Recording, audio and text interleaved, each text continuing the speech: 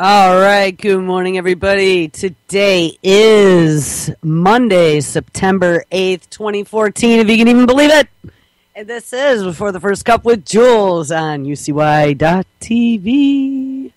How's everybody doing Monday morning? Today, our little post for the show says coffee making Mondays, and then bearable is crossed out and possible is written in, and I agree. Mondays always suck for me, so I hope they don't suck too bad for you. I actually got some sleep over the weekend, partially, yesterday at least. So I'm a bit awake. I have been paying a little bit of attention, and it's not too bad of a Monday yet. As we watch the spiral to September 11th, do you think they're going to pull something? I'm not really sure. You know, I've been listening for the last week or so. People have been postulating, and I saw the rumors of the planes going missing in Libya, which I don't know if anyone's found any proof of that, but I saw a couple stories on, you know, half-baked websites that talked about it, ones that I don't typically trust their news. All of the mainstream clips that I saw, and again, I don't trust mainstream clips either, so don't get me wrong there, but usually there's a small tidbit of truth in there somewhere, especially when you can cross-reference clips that come out of U.S. news to international news. And I know they're all state-run, but, you know, Russia has a different agenda than Iran, who has a different agenda than Saudi Arabia or Qatar, whoever's running Al Jazeera. So they're going to not always follow the same storyline as our CIA reporting reporters do. And so when I start seeing similar stories coming out of all of those news outlets, I tend to almost start believing the video clips that I read. You know, when you then compare it to the alternative news media stories that all talk about an unnamed source. You know, I don't know, unnamed sources to me, I know I wouldn't want to be named as a source, but at least give a title or something. Or at least give a document with a name cut out, you know? So, they were saying that 11 of those planes went missing out of Libya, and on the heels of 9/11 coming, you know, how horrible could that be? Now, I'm going to tell you, we've talked many times before about that FEMA training class I took probably close to 9 years ago now, and it was shortly after 9/11. At the time, it was 2000 and, let me think, must have been 2006, right? So it was 8, almost 9 years. And they had talked about pandemics. That's what they trained us for. They had talked about terrorists coming across the Mexican border dressed as illegals with suitcase nukes and putting them in all of our big cities. And, of course, the fear of airplanes crashing into buildings was still fresh in everybody's memory. So I'm not going to discount it, but what I was asking is if anyone actually found proof or any type of reputable news source that had proof to say that those jetliners were missing versus being destroyed or versus being taken by people who were fleeing the violence that has now completely overtaken Libya. If you've been watching Libya closely, which I have since that was kind of really the kickoff to the whole ISIS thing and Stevens getting killed, you will know that the country has fallen into absolute complete chaos, that the rebels have taken control. They had the U.S. consulate. There were some videos from about a week ago, them all jumping into the green, gross in-ground pool at the U.S. consulate, partying their asses off. So, you know, there were also shots of the airport getting bombed to pieces. So it makes me wonder if 11 airlines disappeared or if 11 airlines got smashed in bombings, you know. So I don't know. Keep an eye on it. I've also seen over the last few days, I don't know if you guys caught this, but there have been these fireballs. I saw a post just as I got up this morning. Some dude that one of my contacts commented on his picture. I believe it was in Arizona at 4 o'clock this morning, Mountain Time. he was driving and saw a huge fireball in the sky. There was one that just came down. Let me get to my page, because I don't remember what state it was in. Actually, I don't know if I posted that one that landed in the United States. It was down in the Southwest somewhere. But Nicaragua, if you're out there, Dale, there's a report, and actually there was a photograph this morning of this huge fireball that landed in Nicaragua as well. And, of course, that was right on the tails of this comet that apparently appeared days before it crossed between the Earth and the Moon. We'd never seen it before. So, I don't know. I mean, that was stuff I wasn't really paying attention to. Interesting how, on top of the world chaos, we now start having shit dropping from the sky again. And we have enterovirus, if you've seen any of that, as well as, of course, the Ebola epidemic that is spiraling out of control. Like we had said, it was percolating. That's why they had decided to tell us back a few months ago that everything was okay, don't worry about it. And now I saw a story this morning, and again, where did I post it? I haven't been very organized lately, so you have to excuse me. It's been quite the juggle trying to get summer vacation over with, and the disaster I came home to, and then all the fucktards out there that have decided that it was a good time to make me a punching bag.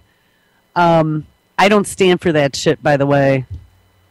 So anyone out there is thinking about making me a punching bag, I'd be thinking again, because then you're going to be saying nasty things about me, but that's okay. You know, you guys, I here's one thing I was telling my husband, and I've mentioned this many, many, many, many, many times on the show. People think I'm nice, and you can think that all you want. That's great. But I've talked about there's a fine line that I've struggled with my entire life, and that is a line between being good and not being good. And I have that frame of mind that allows me not to be good. And if I really want to go off the not be good end, well, I don't think there'd even be any qualms about that. But I try really hard, and I try to do what's right, and I try to be pleasant and nice and helpful every single day to atone for things I've done in my past. Except when I get attacked. Then, oh well. Then you get what you asked for. All right. So anyway, to get back to this, so we have this enterovirus now that's kicking up, and this newest story that I saw was a surprise to me. I had originally seen it was like in Kansas and Missouri, and then yesterday I caught a story, came out of CNN talking about it now. It hit Colorado this morning, and I want to read the story because this is troubling. G. Michael Hoff brought this up almost 2 weeks ago when it first started, and I really hadn't been paying attention. I was just coming out of my slumber for the end of the summer. But I'm going to read this. This is off of the Extinction Protocol. Now, you might say, oh, that's one of those websites. Yeah, it is one of those websites, but these guys actually do a really good job of citing stories, and I, knock on wood, up until this point for the last few years of reading their stuff, I haven't honestly found anything that was disinfo out here, so that makes me happy when I find a site like that. This is titled Microbial Assault. Serious respiratory illness now hits 10 states, including Georgia. A respiratory virus is sending hundreds of children to the hospital in Missouri, possibly throughout the Midwest and beyond, say officials. There are now possible signs of regional outbreaks in Colorado, Illinois, and Ohio. Wait, I want to scroll down where they list off all the states because it was quite a bit bigger than that. 10 total states have now contacted the CDC for assistance in investigating clusters of enterovirus. Colorado, North Carolina, Georgia, Ohio, Iowa, Illinois, Missouri, Kansas, Oklahoma, and Kentucky. And what's interesting is, though this enterovirus, EV-D68, is somewhat uncommon, they said, and honestly, there have only been about 100 cases since the 1960s. It's not new. So what I'm asking is what? So did a vial of this stuff drop off the back of a truck somewhere now? just like all the other reports of improperly handled virulent substances such as smallpox, etc., have been shown to just be floating around sitting on top of filing cabinets and stuff. There have been quite a number of children hospitalized that have ended up in intensive care. I did not see that there were any deaths, so someone please correct me if I am wrong on that.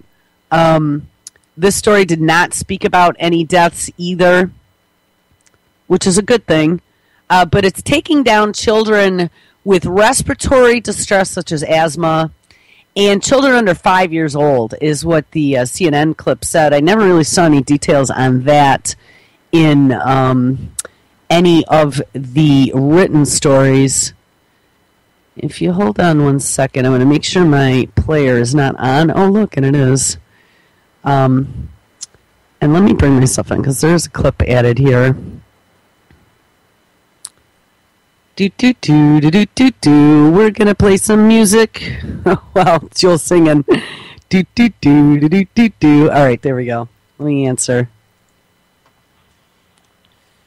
All right. Hopefully we don't get feedback here. I still haven't fixed that NSA hack with their last upgrade with Skype. But all right, here we go. Let's listen to this clip. And a 7 News alert. Hospitals across Metro Denver on alert for a form of rhinovirus, a serious respiratory illness, leaving children fine one day and on a respirator the next. Mark Stewart live at Rocky Mountain Hospital for Children in Denver. And Mark, doctors are worried this could spread. Already 5 kids in the hospital. Eric, this is such a big deal. Half the beds in the intensive care unit here are full with young people dealing with this mysterious disease that primarily impacts children who are 5 and under and those who are dealing with asthma. We just talked to 13-year-old Will Cornejo. He's dealing with what's known as enterovirus 68. It is described as an offshoot of the rhinovirus. This is very rare, period, worldwide. Doctors can't say why it's happening here, why it's happening now. There are very few outbreaks of this ever. As you will hear from Will, who also has been dealing with asthma, what he thought was a cold almost killed him.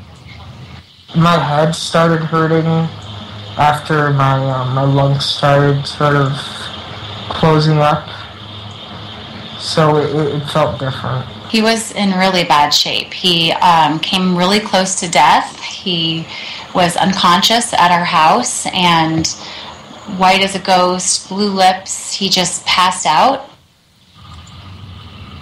Back here live, I just talked to an official from Children's Hospital of Colorado in Aurora. Its emergency department, its physicians have been flooded with this very same kind of virus. We're also hoping to get numbers from the state health department. The bottom line is this: children under 5 are most impacted, along with young people dealing with asthma. We hear it over and over again, the importance of washing your hands, but this is a time to really pay attention to that warning. We're live in Denver tonight. Mark Stewart, 7 News. I know that there are a lot of questions, not a ton of answers, but what do doctors think they're dealing with here, and what kids, most importantly, are most at risk right now? Poppy, doctors think they're dealing with a virus called enterovirus D68, and they don't know why this virus has chosen this year to sort of make this big appearance, and they don't know why this type of virus decided to appear in the Midwest and the Southeast. It's still a bit of a mystery. What they do know is that children who have asthma or children who have a history of asthma are particularly susceptible to getting very, very sick. And, just to give you sort of a feeling for the scope of this, we spoke to one hospital in Kansas City, Missouri. They've had 60 children in intensive care with signs of this virus in less than a month. Less than a month. And I'm going to stop just for a second. So here's the thing. It's an upper respiratory virus. Not that we haven't gone through things like this before with SARS and what was the other one? Oh, goodness. You know what I'm talking about. There was the other one. There was SARS, and then there was the Arabian one that supposedly came from camels. We had the swine flu. There have been so many of these over the last couple of years, but I'm going to tell you one of the other things they talked about in that FEMA training class with terrorists and, we're going to put quotation marks around those, is that the way terrorists are going to come after our kids, and they specifically told us this, or the way terrorists are going to come after Americans was to come after our kids. And they specifically told us that, and they warned about schools. And that was when I started investigating all of my local schools and playing ninja. I'm sure I probably got on surveillance camera, during off hours, looking at each of the doors, trying to see if I saw any security cameras. I was doing networking at the time and selling that type of stuff. We had an entire educational division, and that's what they did, was safety systems for schools. And I was horribly disappointed to find that they had absolutely nothing, not a card swipe, not a security camera. And not that I don't want schools to be free and open. I don't want them to be like the entry-level prison industrial complex. But on the other hand, your kids are out of your hands if you send them into public schools, and there are many reasons why people do. I have my own, and I'm not going to get into that for now, and it probably won't be forever, by the way. Next year is the next round of vaccines, and I'm seeing that they are talking about, I saw Ohio actually just came out and said there are no exemptions. So anyone who even goes for that religious exemption in Ohio, it doesn't appear that they're going to let them take that anymore. That's not going to fly with me. If we get time today, we are going to get more into that RNAi technology that they are using now for these new quote-unquote miraculous cures, like this Ebola cure they said they have. That's not getting into my kid. They could cause you to sprout wings or turn off your ability to utilize oxygen in your blood supply with, one flip of a switch or a sound, however they're manipulating and controlling the shit they're injecting into you. But, it makes me wonder, is this now just some sort of psychological fear porn, again, that they are playing on us, and they're going after our kids because we don't seem to be very afraid of ISIS. We don't seem to be very afraid of Ebola. Oh, but hey, we have a cure for Ebola, so don't be afraid. Just line up and get your injection. Or is this really something that's going on? Now, kids showing up in intensive care, that's no joke at all, especially when they're little kids. Anyone who has a child knows that you would do anything for your kid. You will turn into a psycho mama bear for your kid, okay? Your kid will survive before you do, if it was up to you. Or is this something that they are really amping up to the point where, it's like, hey, it's a chunky upper respiratory that maybe the kid needs a little oxygen, but it's not life-threatening. And that I don't know yet. I mean, I really haven't seen anything from anyone alternative that would lead me to believe either way. So, all right, let me play the rest of this. Again, these are kids just starting out school, which makes, in terms of spreading this, it could be a bigger issue. In intensive care, for parents watching, what are the symptoms they need to look for? It can start out as just a cold, so a child is sneezing a lot or has a runny nose, but then very quickly a child sometimes will get a fever, sometimes will get a rash, and I asked a pediatrician, okay, so how do you know when to sort of basically flip out about this? And he said when your mommy or daddy kind of antennae go up, when your child just doesn't look right, when this looks like more than the common cold, and especially if your child has difficulty breathing, that is a do not pass go, do not collect $200, go right to the pediatrician. So that's like the mom in the beginning said his lips turned blue. I would say that would be your antenna going up. But she just said to go to your pediatrician. Now, if I remember correctly, with that swine flu outbreak that they had, did they not say don't go to the hospital? That they wouldn't accept you? I am pretty sure that's what they were saying. They wanted you to quarantine at home because obviously they're not going to have enough beds. Now that one, I don't remember if it was Kansas or Colorado, they said that already more than half the beds in intensive care were filled up with kids, and they were getting like 60 kids a day that were coming to the hospital looking for some sort of treatment. So I don't know. I don't know if running to the pediatrician is the best idea. So you're sitting in a waiting room with 20 other kids infecting them. That seems kind of dumb. Why aren't they suggesting people put on N95 masks when they're sick to kind of contain the infection? And I just, when I'm watching this, I've spent a lot of time paying attention to pandemics over the last few years, and they are not giving us good advice. Just like in the 1960s, they used to put out these public service announcements about nuclear fallout and how to protect your livestock and how to stay out of the rainwater. I mean, there's all kinds of videos on YouTube that were circa 1950s and 60s that gave some really intelligent information on how to protect yourself. And now they don't even talk about it like it's nothing. We just jack up the radiation allowability, and everyone can just walk around, eat cheese, get rainwater on them, and it's all going to be just fine. I mean, it's almost as if they want all this to happen, and we know that. And, the bigger it gets, the more fear there is, and the more fear there is, hey, once there's a pandemic, martial law will be very easy. And, my dad brought up a good point, and I totally forgot.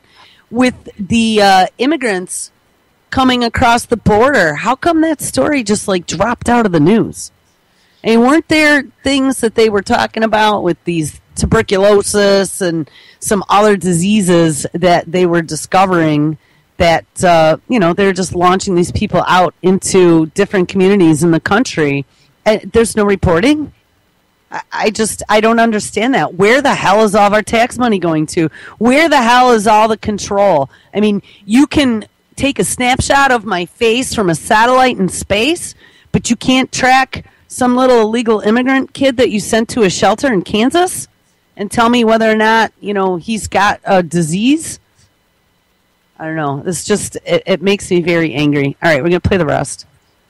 And this seems like an obvious question, but an important one. What can parents do? I mean, they're not going to keep their kids back from school for this now. So right. what can they do to try to keep their kids healthy? Right. I mean, the only thing you can do is, the advice we give during the flu season: wash your hands, don't touch your nose, your eyes, your mouth with unwashed hands, avoid contact with people who are sick, disinfect surfaces. And again, watch your child. If a cold starts to become difficulty breathing, you need to get to your pediatrician, get to your emergency room. You need to act pretty quickly, because this does or can get very bad very quickly. And no deaths yet tied to this, right, Elizabeth? Correct. And we were speaking with an expert who said, enteroviruses usually don't kill. He expects that, in all but perhaps the most unusual of cases, that children will get better. So that's, I guess, one piece of good news here.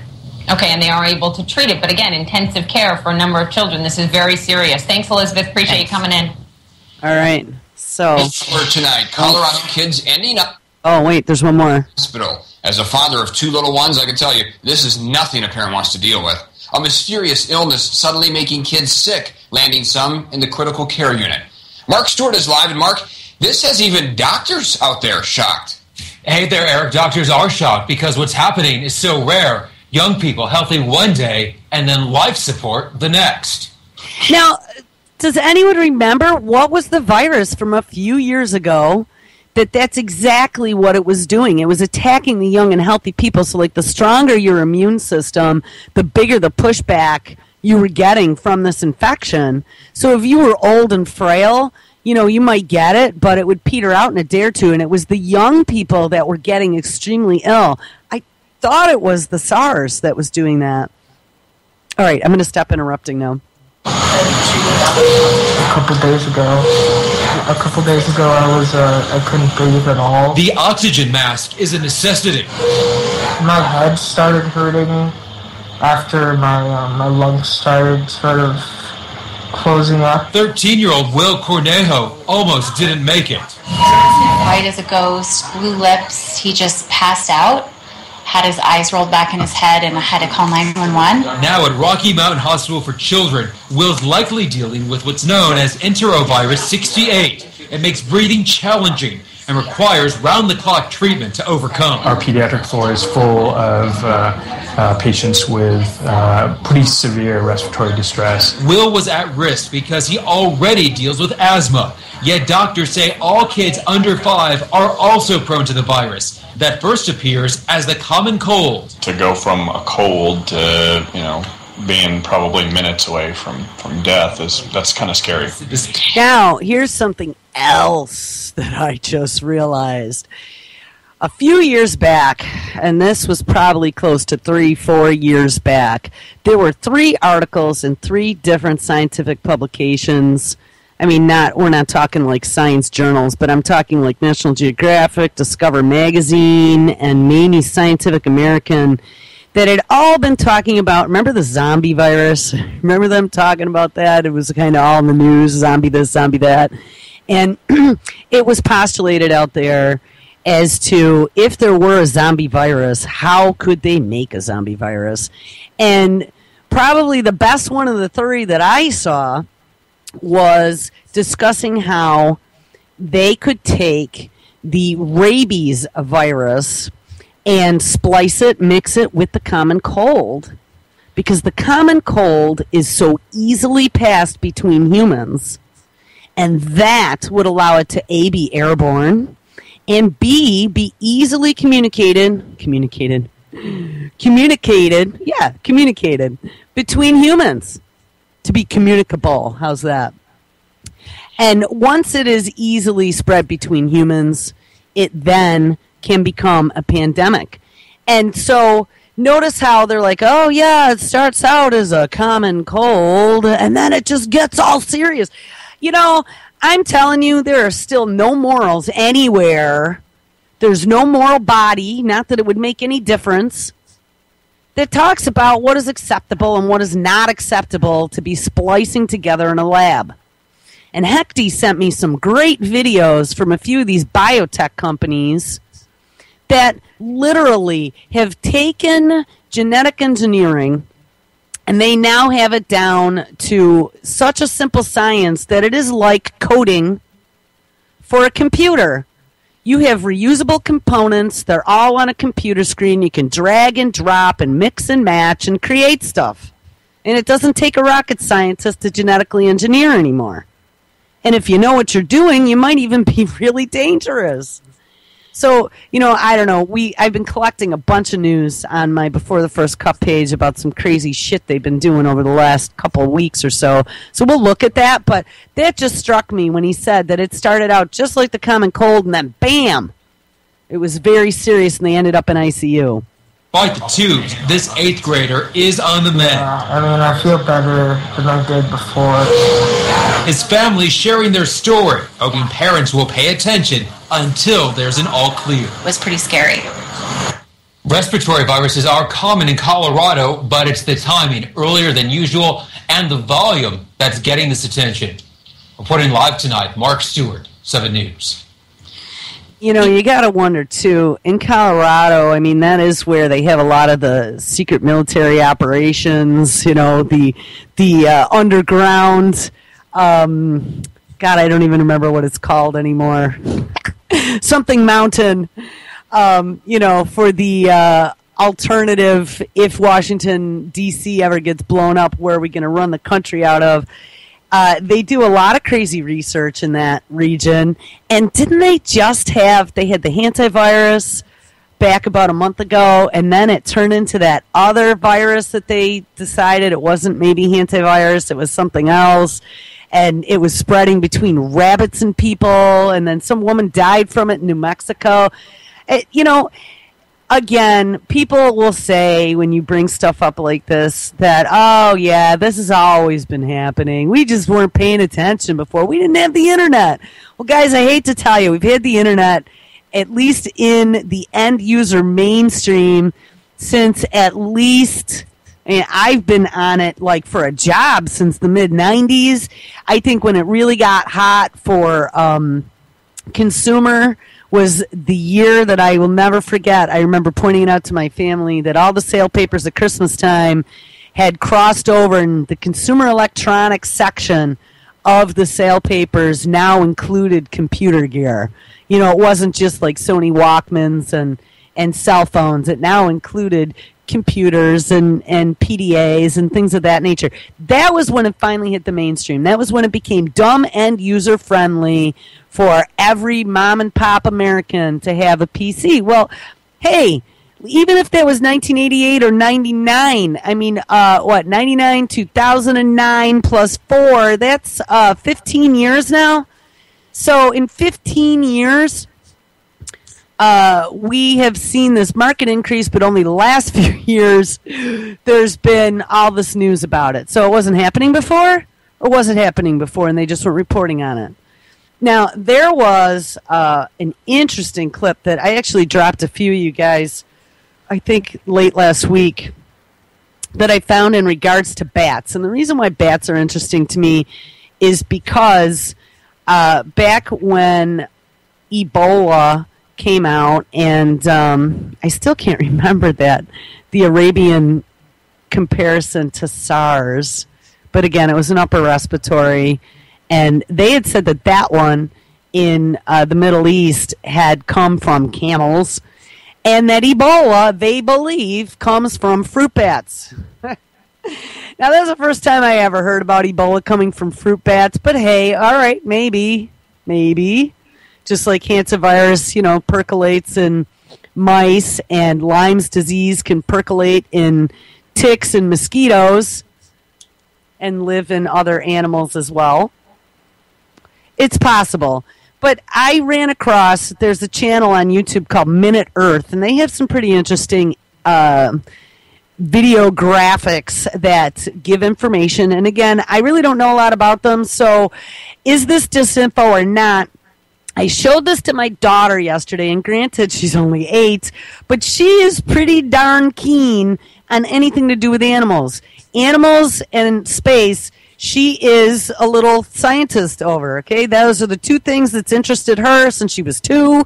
She knows everything and anything you could possibly imagine. She is an avid reader and always has her nose in a book, or she's watching a science show. So the kid knows way more than I know about space and animals and diseases and evolutionary biology and things of that nature. So I had her watch this video last night, and I told her to pay attention and then let me know what she thinks. And she came out and actually told me that she also, this is the first time that she had ever heard any of this, about bats being immune to all diseases. Did anyone know that? And not only bats being immune to all diseases, but aren't bats all dying from that white nose disease that happens to be a fungus? So are bats only immune from viruses and bacteria? I don't know. This raises some pretty huge questions. SLC Mike watched this the other day, and he had kind of joked, I think, that he was going to have to look into some bat physiology. But I would really appreciate it if anyone who knows anything about bats or veterinary or anything like that. I'm going to drop this into chat after I play it. Can you share this for me and find out? Because if this is true, then why aren't we dying from diseases everywhere we have bats? Here, let me play it, and then you give me your opinion. And by the way, I got the phones open, too, if anyone wants to call in and chime in on any of this, because I've been spending the last few days really scratching my head over some of this stuff. So, all right, here we go. Oh, commercial. My lower back. It says, why do bats transmit so many diseases like Ebola? That's what the title is. All right, skip the ad. Here we go. Nipah, Hendra, Ebola, Marburg, SARS. These are some of the world's scariest viruses. Hemorrhagic fevers like Ebola are extremely fatal. They kill up to 90% of people infected, while SARS, a coronavirus, has a lower mortality rate but spreads incredibly rapidly. All of these nasty pathogens have surfaced in humans in just the last 50 years, and they are all carried by bats. Which, to be clear, really isn't bats' fault. The recent rise in outbreaks is likely due to humans and our animals creeping ever farther into bats' territory, especially in the tropics. In Malaysia, for example, the spread of commercial pig farms into bat-inhabited forests led to the first human outbreak via pigs of Nipah. And in Australia, human Hendra cases are cropping up as destruction of native forests forces fruit bats to feed in suburban gardens. But still, bats do appear to carry more human-killing diseases than pretty much any other animal. One big reason is that, with a few notable exceptions, bats love company. Different kinds of bats often roost together in huge numbers and close quarters, which helps viruses spread, not just between individuals, but also between species. What's more, most infected bats don't die. They live pretty normal bat lives, flapping around and giving the viruses time to spread. In fact, flight may be the reason bats are so resilient to infection. As a rule, mammals can't produce the immense amounts of energy needed for flight without also producing a lot of reactive waste products that damage our DNA. So when our bat cousins took to the air, they leveled up their in-flight DNA damage repair kits and other defenses. including specialized cells that keep viral invaders in check.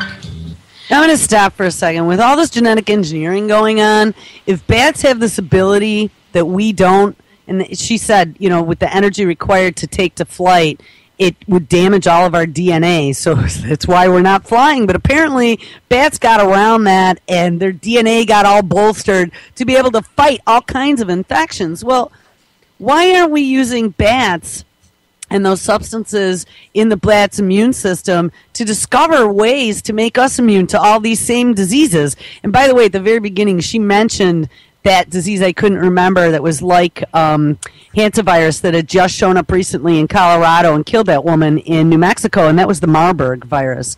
All right, here, I'm going to play the rest of this. So bats can survive the deadly viruses. But what may matter even more, for humans anyway, is how the viruses survive the bats. Nasty as they are, most viruses are also extremely finicky. In order to thrive, they require the perfectly controlled climate inside a normal resting on-the-ground mammal. But when bats take to the air, their internal temperatures cruise to around 40 degrees Celsius.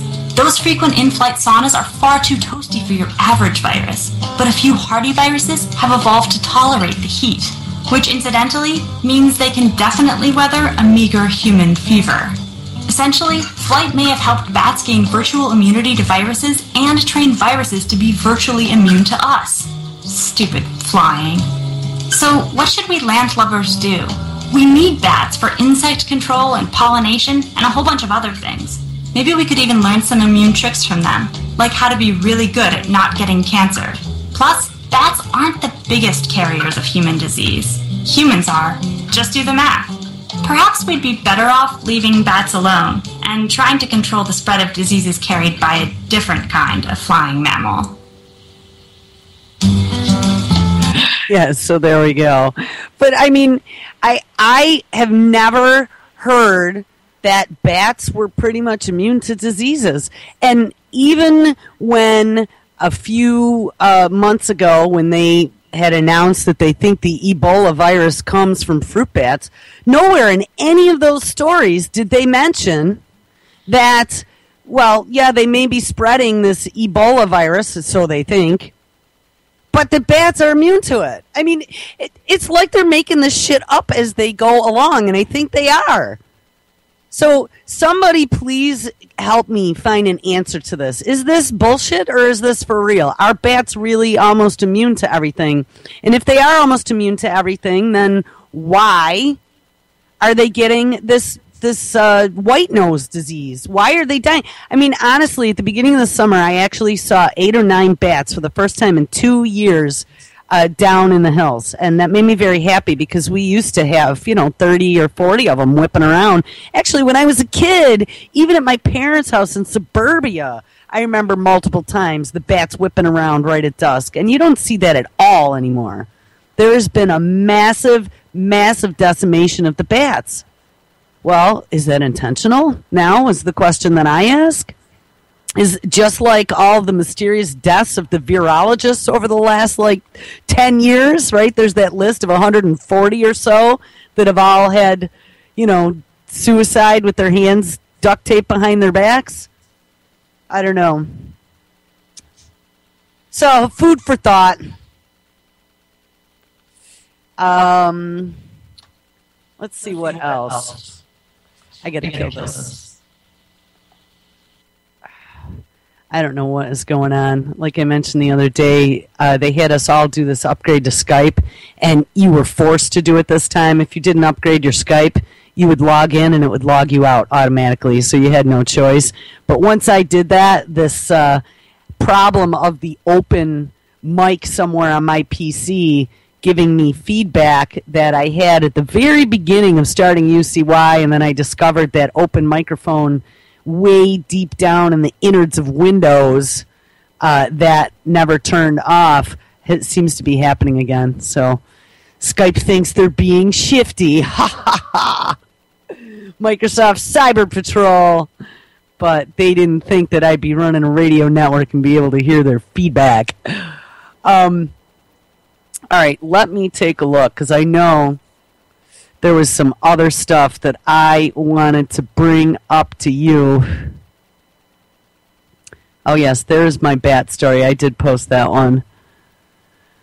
Oh, now this whole Ebola thing. We can talk about this for a few minutes. I saw a story yesterday, and I swear to God, I thought I posted it, but I thought I posted it this morning, but I might have gotten like halfway through. Oh, no, here it is. Here it is. This, again, was from the Extinction Protocol. We were seeing numbers being released pretty frequently, and they were going up a few hundred every time there were new numbers released, mostly African nations. They did have a few sprinkles of people that they were exporting. We did have those what's the word I'm thinking of? I don't know. In the very beginning of this, back in like March or April, there were like 20 or 40 people that had gotten onto a plane, we had read, and it was an Italian publication that put this out, that had shown up in Italy. They had had one form of Ebola that wasn't being tested for. They were testing for the original form of Ebola, but it apparently had mutated. Now I heard actually it had mutated a few times, so how nice is that? It's like spreading and mutating. Almost sounds to me like somebody did a good job cutting this one in the genetic modification machine. Here, September 2014, Africa. Despite knowing that he had symptoms of the Ebola virus, a Nigerian diplomat boards a plane in Liberia and flies from that small country to his nation's capital of Lagos, a city with 21 million people. Now, also in the middle of all of this Ebola stuff, doesn't Obama, and this was probably about a month ago, we played the clip at the time, Obama has all the African leaders come to Washington to discuss economic cooperation. Man, that sounds really smart to me. Anyway, it says this man was fleeing a quarantine meant to contain the Ebola virus, and instead his body, now a host for the disease, yes, what we affectionately call Typhoid Mary, was transporting the highly contagious and deadly single-strand virus. How interesting, too, it's a single strand, because that's what they were talking about in that RNAi. It was a single versus a double-strand flagella. A single-strand virus to Nigeria's largest city. It sounds like a plot from a medical sci-fi thriller. It sure does. Sounds like Stephen King's The Stand, but it is not fiction. This is quite real. The diplomat was treated by a doctor and appears to have survived. However, the doctor was not so fortunate. He died less than 3 weeks after the encounter. The Nigerian doctor who visited the diplomat in his hotel room became infected with Ebola, and he also had seen hundreds of patients operating on at least the last 2 before he ultimately passed away from the disease. Nigeria's government quickly acted to try to stop the outbreak from engulfing the region. There's 21 million people there, people. However, with hundreds of people who had had close contact with the now-deceased doctor and several others who were infected, it may be a losing battle. According to a recent ABC News report, the World Health Organization, which listened to some of Libby Haleve's shows exposing the World Health Organization, they are not looking out for our best interest. The World Health Organization claims that this latest Ebola outbreak in Sierra Leone, Liberia, and Nigeria has killed nearly 2,000 people and infected over 3,600. Now, I had seen a couple reports that they are now predicting 20,000 people may become infected in the near future, and then I saw another story where the number was actually over 100,000. 100,000 Typhoid Marys running around, and the United States decides that they're not closing airspace to any of these infected countries, while on the flip side, you got China quarantining entire villages for a month on end for 1 or 2 sick people.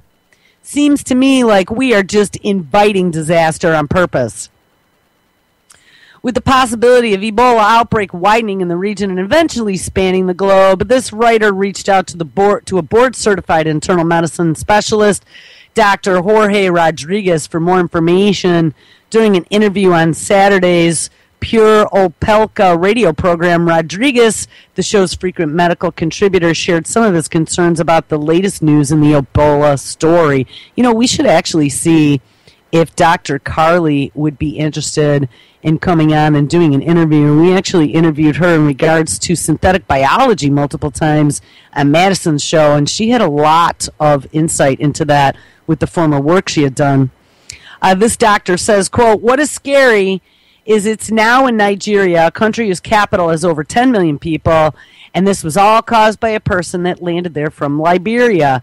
In a brief discussion about the mysterious disease, Rodriguez shared some startling information, including, quote, "This thing is a lot more contagious than we're being given or that we are being told about.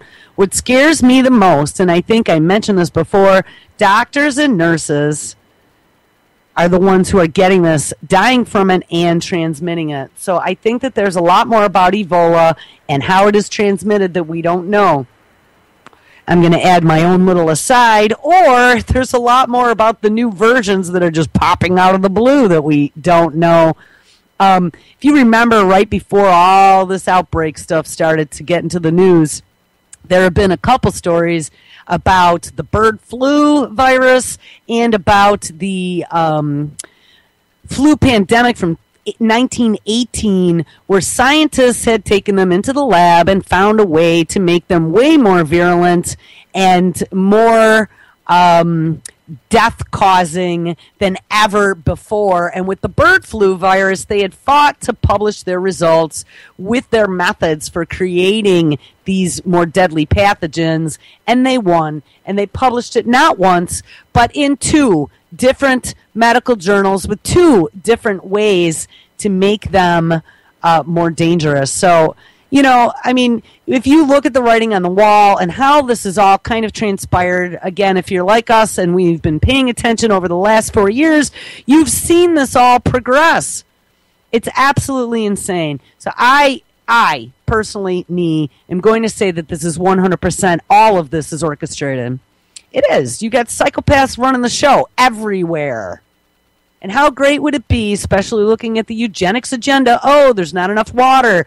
Look, we've created false water shortages. Oh, there's not enough food now because we've had to cull all the animals because we couldn't grow crops and we didn't have water to water them. Oh, you know, I mean, this is all being orchestrated 100%. And what I want to know is if it is too late to stop the boulder from rolling down the mountain.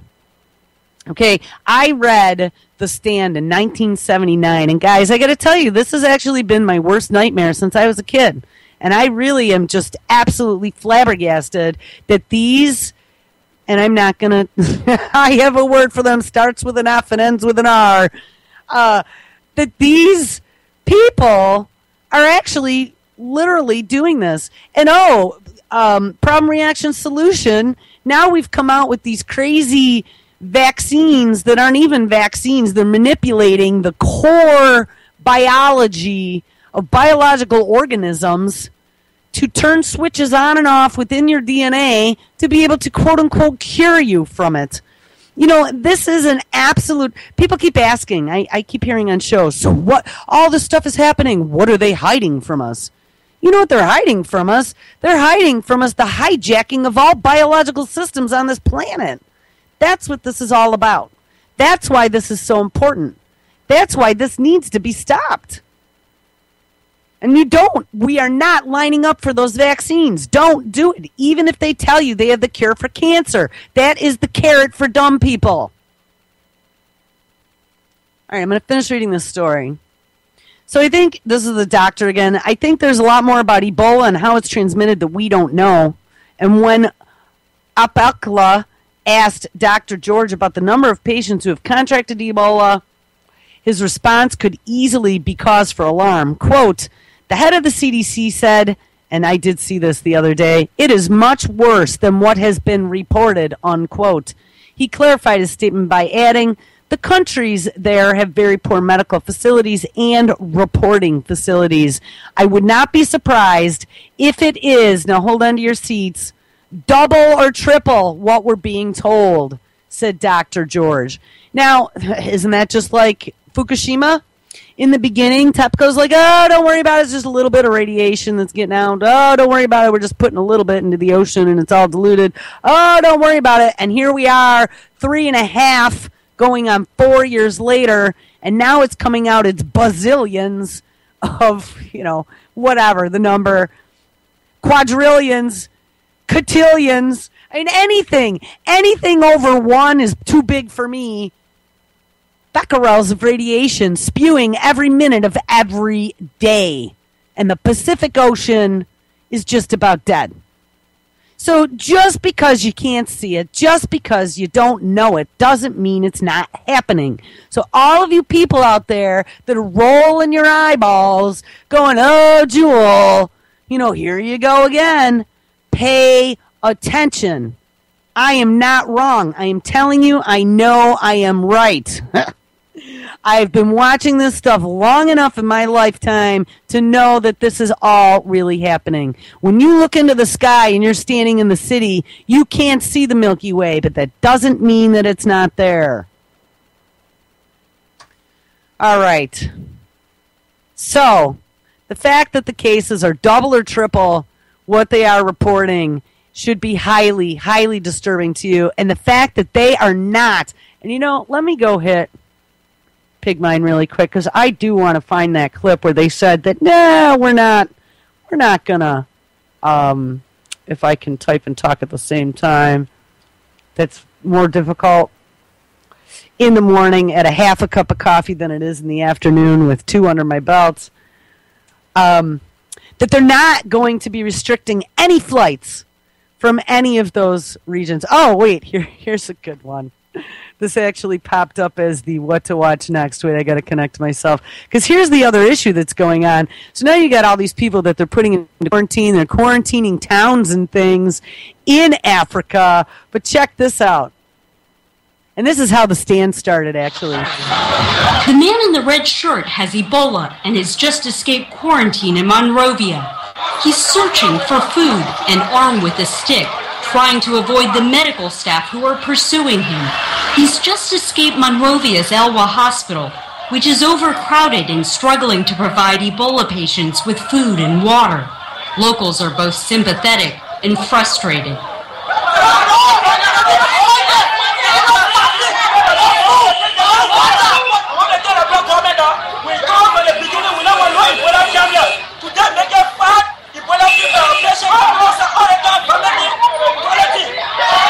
After a tense standoff, the man is surrounded by medical personnel and is eventually bundled into an ambulance. Liberia has the highest Ebola infection rate in this latest outbreak, with around 700 deaths out of more than 1,300 suspected and confirmed cases. Now, guys, did you hear how crazy that is? I mean, people escaping and this is a very, very, very scary thing to me. For any of the ammo and the guns and the storable food and all the other shit you have put away, that is not going to necessarily protect you from some sort of bioengineered super virus. N95 masks, great. But you can't have an unlimited supply, and those aren't 100%. This to me is very disturbing. And now this thing, with the children getting sick, that's why I said they warned us back in that FEMA class that coming after our kids is what terrorists were going to do. And I wouldn't be surprised if in the near future they don't all of a sudden come out and start talking about how all these viruses now are bioengineered by terror groups such as the well-funded ISIS. Yeah, well-funded by the CIA. All right, so let me just do a quick search here and see if I can find that one about Ebola flights. By the way, Pigmine's Pigmine 5 channel got hit with a second strike in 6 weeks. A couple days ago, so over the weekend he had to cut over to a new channel, Pigmine 6. So same youtube.com/Pigmine 6. But the good news is because he now has his website, we funnel all the channels into there. So pigminenews.com, and you will get whatever the latest uploads are right on the main page. But just so you know, I am seeing tons of weird shit happening on the computer. I was getting these weird error messages in Facebook chat already a couple times in the last few days where I drop a link and it told me that I wasn't allowed to share that link. I don't know if you saw that. On YouTube, we do our auto archives after a show is over. It uploads to YouTube. And one of the things that Kevin Blanche and Libby Halevi have me do is set the video to a license called Creative Commons, which allows anyone and everyone to click a button and just download it and remix it right within YouTube. That has stopped working.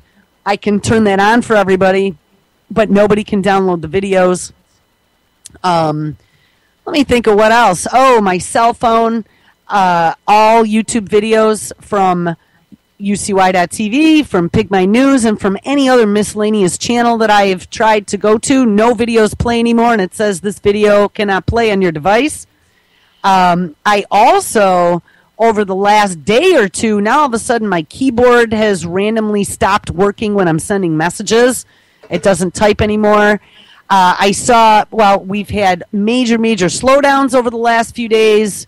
I had some wacky stuff happen with my automation server, and it got hit again and crashed. So I've been working. I didn't do a backup for about 2 weeks. So I've been working on rebuilding any of the changes in the last 2 weeks over the last few days.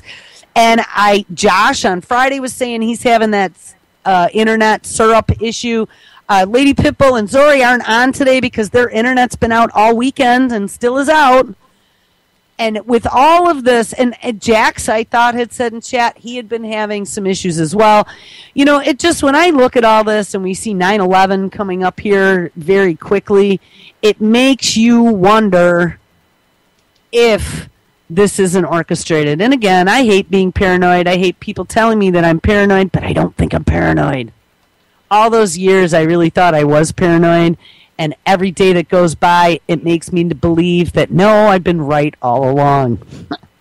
So, I don't know. Keep your eyes open. Oh, here, I found it. It was a month ago this came out about the White House talking about the outbreak and how they were going to contain and prevent Ebola from spreading across the United States. Oh, what? No, not at this point. At this point, there are screenings that are in place, both before individuals board flights in their home countries or where these flights originate, but also after these individuals arrive here in the United States, they're screened once again. And there are facilities available that if an individual is detected exhibiting these symptoms, that they can be quarantined and promptly evaluated by a medical professional. I know that the CDC announced earlier today the deployment of additional resources to the region to try to stem this outbreak. This is, as the CDC has assessed, probably the most damaging and dangerous outbreak of Ebola that we have seen so far. But and that is why it requires a significant international response. So they're not quarantining flights. Something else that's very disturbing that I heard on the radio last week was the fact that all these international students are flying back here for school. College started the last week of August, and they're from countries such as Liberia, Nigeria, and all these other places. And we're just letting them fly in. And there have been all these videos on how these airports, because he said, oh yeah, they screen before they get on, and we screen when they get off, and anyone exhibiting symptoms will be quarantined. What about the other 255 people on the plane? Are you going to quarantine the entire plane that's been breathing recycled air? Oh, well, no, it doesn't spread via airborne. It's only through bodily fluids. Well, now they're thinking that, yeah, it does spread through airborne, mysteriously, this new strain. How are all these doctors getting it that didn't have any physical contact? So that's been a big question for a while now. So here we had the World Health Organization that isn't watching out for our best interests, talking about Ebola screening for travelers. African nations affected by the worst ever outbreak of Ebola have been urged to screen all persons at international airports, seaports, and major land crossings in order to stop its spread. The World Health Organization said yesterday that authorities should stop anyone with signs of the virus from traveling days after it warned that the magnitude of the outbreak was vastly underestimated. The WHO reiterated that the risk of getting infected with the virus on an aircraft was small and there was no need for wider travel or trade restrictions. With estimates of more than 1,145 deaths and over 2,000 infected, the Ebola outbreak in West Africa this year is already the deadliest ever. So the deadliest ever, this was already 3 weeks ago, that story came out. Yet it's not spread easily, so we don't see any reason to prohibit travel. Let's just let everybody get on the planes. But hey, we're going to trust Nigeria, Liberia, and Sierra Leone, who can't even keep quarantine patients in a hospital, whose doctors are dying left and right. And I just saw something the other day that there have been, how many doctors? Oh, I was talking to my dad about this. It was either 20 or 100, but the number was way more than I had read anywhere of doctors that have died from this now. But we're going to trust them taking someone's temperature in an airport in Sierra Leone didn't they originally say that Ebola had an incubation period of like 21 days? So how is taking someone's temperature in some third world airport going to protect anyone? As then they're flying to JFK Airport. You know, it's just, this is the most inane bullshit I have ever heard. Here, wait, here's some African guy talking about screening in airports. Let's hear what they're doing. What we are trying to do now as airport authority, jointly with other aviation partners, is to ensure that no Ebola infested person gets on board an aircraft to travel. All right, so yeah, I remember now. They had them fill out a questionnaire, and then I believe they were taking their temperatures and having them wash their hands. So because of that, we have put a number of measures. One, we know this disease spreads through person-to-person contact. Basically, what we do, the screening is for both departing and arriving passengers. So if you live in the country, they screen. If you are coming in, you are also screened. And we're focusing more on countries or passengers coming from the countries that are affected by the outbreak. That is Guinea, Liberia, and then Nigeria. I don't understand a word she's saying, so that's not going to help. There's lots more, though. Let's find a better clip. Here's the thing. This is the worst outbreak ever in history. But we're just going to let people keep coming in and out of these countries? Shouldn't we got enough military in Africa, right? Didn't we open like all these new drone bases and we got troops on the ground everywhere fighting Al-Qaeda? And soon it'll probably be ISIS in Africa too, right? But we can't keep a lid on things? Wouldn't our consulate say all Americans stay out of Africa? To me, that echo is irritating. To me, this just defies all logic. And why aren't people standing up on the tabletops screaming, I don't want fucking Ebola patients in my country? Why are we allowing them? I saw that they just shipped a new doctor now to freaking Nebraska.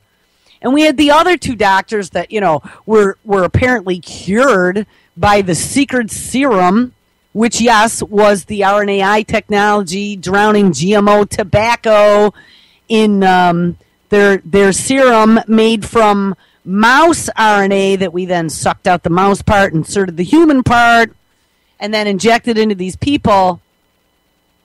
They were miraculously cured. The one doctor I saw had 2 negative blood tests, and so they let her go.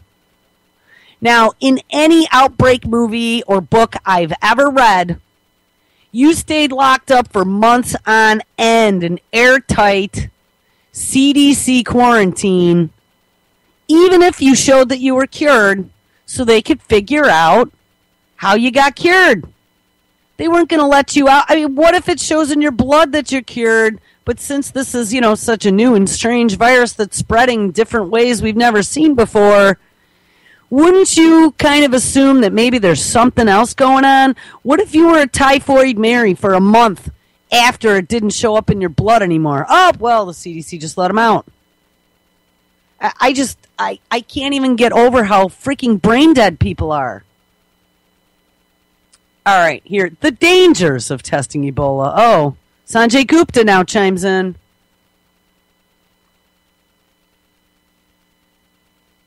He says 14 healthcare workers. There's a 15-second commercial here, so we're going to let it play on mute. This was actually, oh my God, this was actually from April. So this is like 2 months after the outbreak. But let's hear what he has to say. I'm interested. Oh, well, guess what? Oh, hold on. I disconnected. Hold on. All right, here, we're connected again. A simple blue box, potentially carrying one of the most dangerous pathogens in the world, on its way to be tested. Oh, it was dropped off the back of a truck. Out whether it contains the Ebola virus.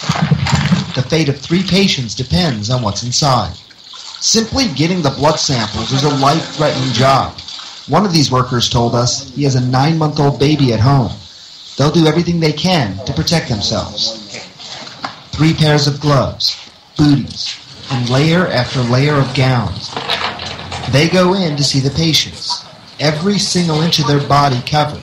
Impermeable suits. Nothing in, nothing out. You see, even a drop of the Ebola virus that gets through a break in your skin can infect you. And we all have breaks in our skin. This is the painstaking detail and process you have to go through to be able to interact with these patients with Ebola. This is as close as we can get. They're decontaminating themselves, but they've taken the blood samples and put them in this blue ice chest over here, and it's highly suspicious that contains Ebola. WHO lab technicians suit up next. They've just been hand-delivered the blue boxes. Now it's their job to test the sample for the deadly virus. They're going to have the results just 2 hours from now. But a few years ago, being able to test for Ebola on its own turf was impossible. Precious blood samples had to be taken out of remote forested areas in Central Africa and flown to the CDC in Atlanta or the WHO in Geneva. Pilots would sometimes refuse to fly the dangerous pathogens. And even if they did, it could take days or weeks to get the results. 8 p.m. We get the call. I don't know. I don't even want to listen to this. Sanjay Gupta is just such a shill, and this was 4 months ago, and this is like, oh, we're going to do a little documentary thing on this. And now it's so beyond that. There was a story I posted to the Before the First Cup page from, looks like it was August 30th, so it was a week or so ago, from the Science Alert publication that I read out of Australia, titled "The Ebola virus is mutating faster in humans than in animal hosts." The virus is mutating twice as fast now in people than it is in fruit bats. Go figure. A study that some early researchers in Sierra Leone gave their lives for has yielded incredibly important results, reports ABC Science. The study published in Science reveals that the rate of mutation in the deadly Ebola virus that has so far claimed the lives of more than only 1,000 people, that was a week ago, including, and here's where I got the number, more than 140 healthcare workers, people. Now, how many times have you seen that number? Because I know I haven't. The samples taken from 78 infected individuals show that during the early outbreak, more than 300 genetic changes occurred in the virus as the virus moved from person to person. Now, does it happen normally? 300 genetic changes? I mean, we are talking accelerated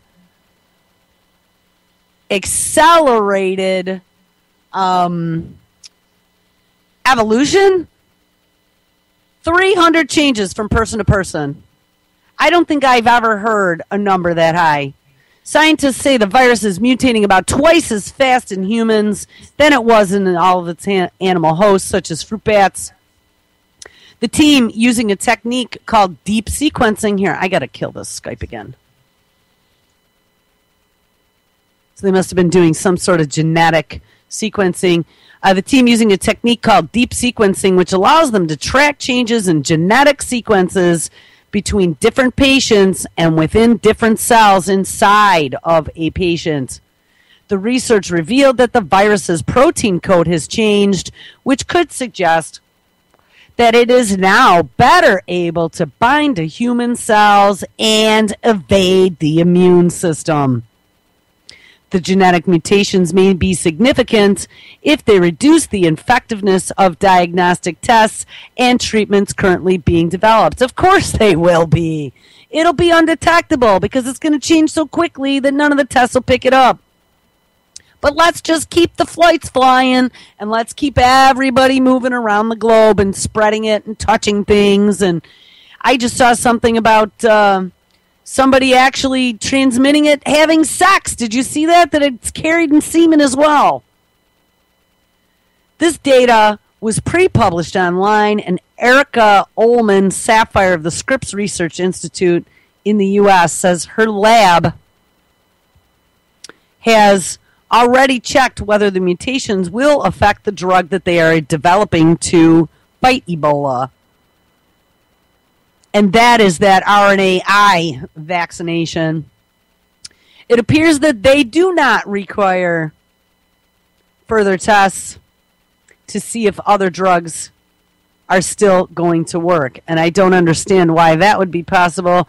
The Ebola virus is likely to spread further, and the World Health Organization reports that some 20,000 people are at risk for infection. Well, I'm going to say that it's way more than that. Like I mentioned the other day, I saw a story then that had said over 100,000 people, and I'm sure the number will keep going up. There was a story from probably 6 months ago that had talked about the way an infection would spread and how quickly it would spread across the globe. And put on a seatbelt, people. Now, here's a scary thing. You can go out to all these different big pharma companies and start looking at their drug pipeline. And I was talking about this the other day. I think it was Wednesday when I was on. Here is a story out of the Biopharma Reporter that I had posted a while back. Biopharma companies race to develop Ebola vaccine. And of course they are. And you know what? They've been in the works for a long time, and you see that in the pipeline, they have been working on this for a long time. But here was the little part that was quite interesting. TKM Ebola, this is the name of this vaccine, is being developed under a $140 million contract with the U.S. Department of Defense's Medical Countermeasure Systems Biodefense Therapeutic Joint Product Management Office. Oh my God, is that a mouthful? In early preclinical studies demonstrate 100% protection in non-human primates from an otherwise lethal dose of the virus. Now, we were waiting, all these vaccines, if you look at their product pipeline, had gotten to the point where they were still waiting for human testing to begin. So, hey, what a great way for human testing to begin, for them to declare a state of emergency on the continent of Africa and decide that they're going to fly some Americans home, inject them, and then go, hey, they're cured. Look at how great that is. It works. DARPA has been funding this. Big Tobacco, both R.J. Reynolds and Philip Morris are involved. And Big Pharma. Now, talk about that not being another unholy trinity. This continues. This company, Sarepta Therapeutics, has been working on an RNAi therapeutic vaccine to treat Ebola since 2010 with the Department of Defense. The company claims that it has up to 24 courses of treatment, though it also hasn't received any request to use the medication yet. And like I said, the story was from August 30th. I will guarantee you that all of our congressmen are probably now well invested beyond the military-industrial complex into Big Pharma and into Big Tobacco, because, hey, you see that there is going to be some big Q4 profits.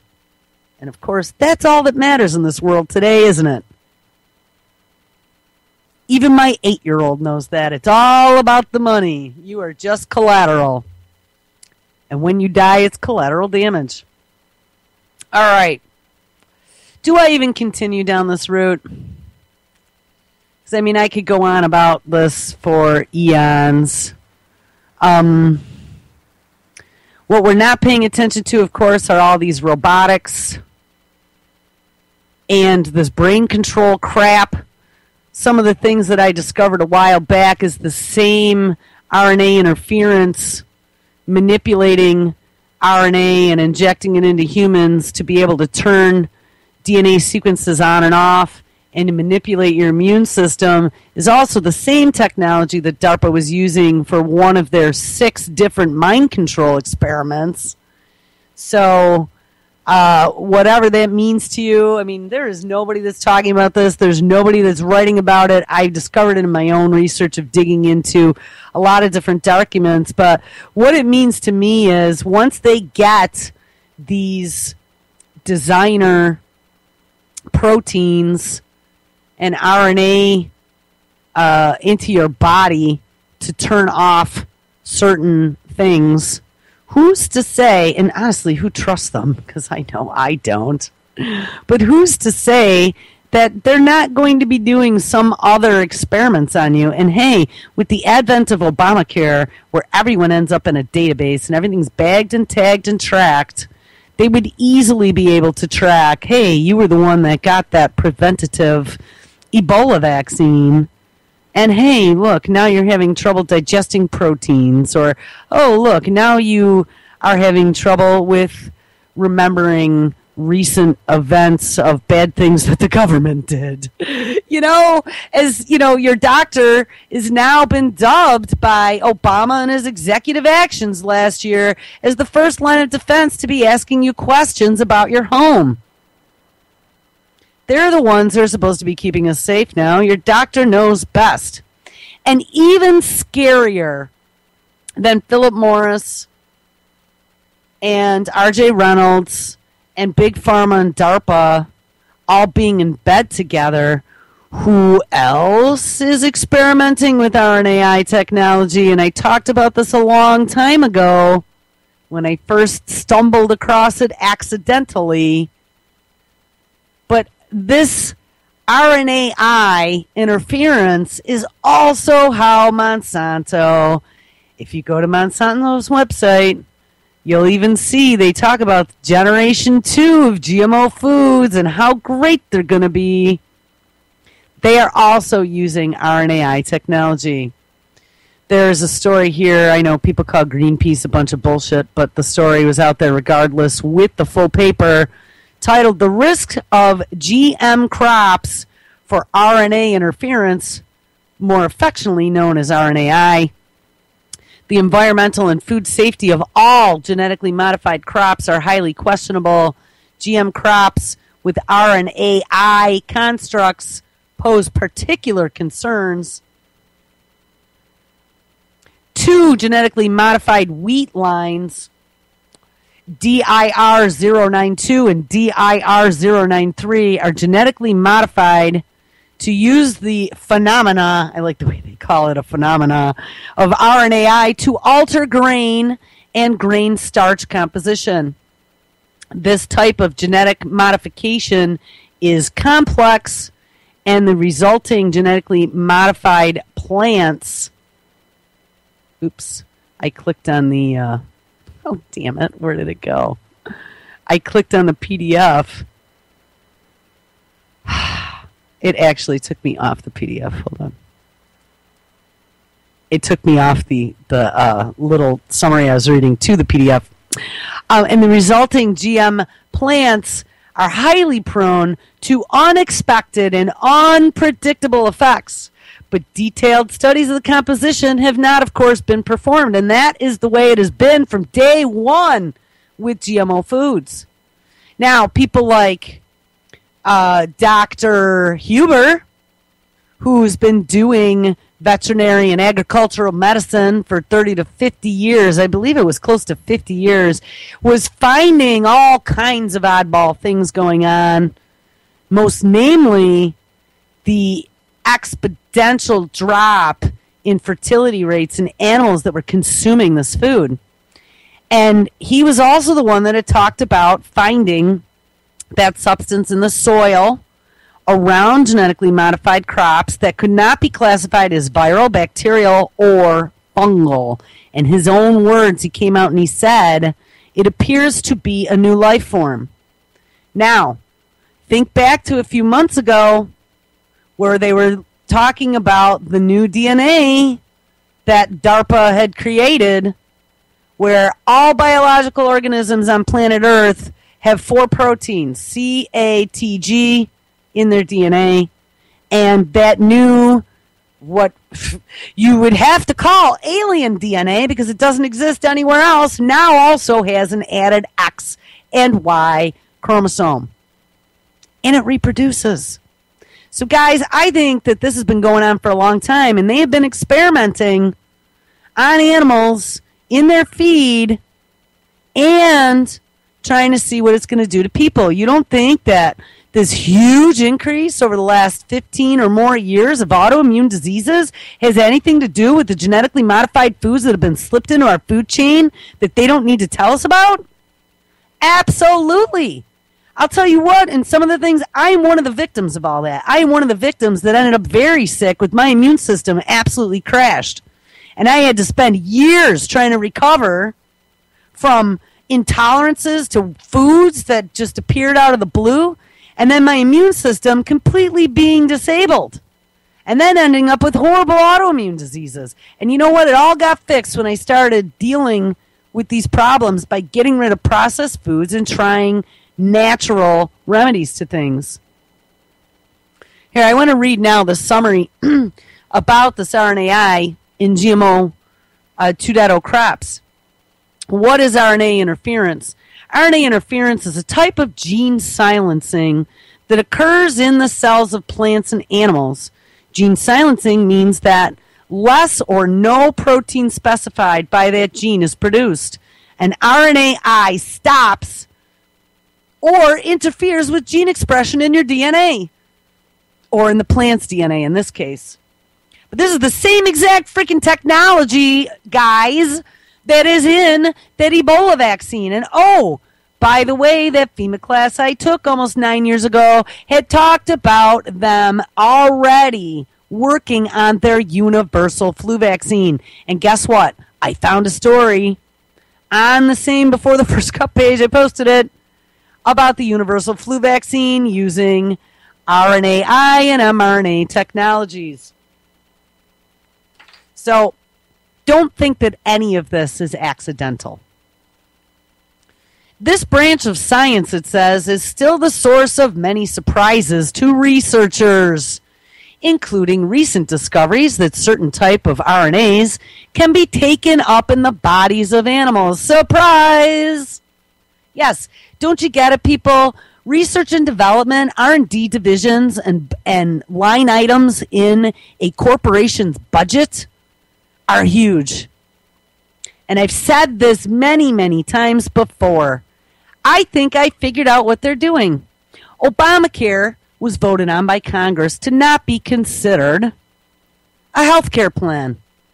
And by not making it a health care plan, it is not subject to any of the anti-corruption laws that they had in place to protect Medicare or Medicaid. That allows kickbacks and slippery palms to be absolutely legal. Well, guess what, people?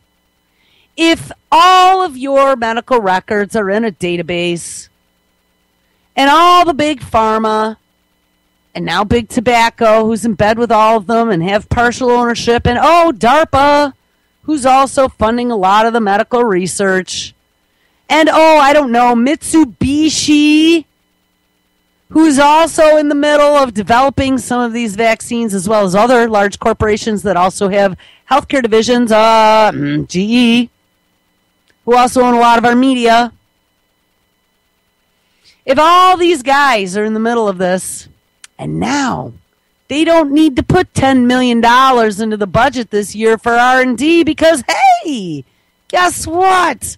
Oh, and wait, they don't even have to petition the FDA anymore to get human testing because GM foods were voted 100% safe once.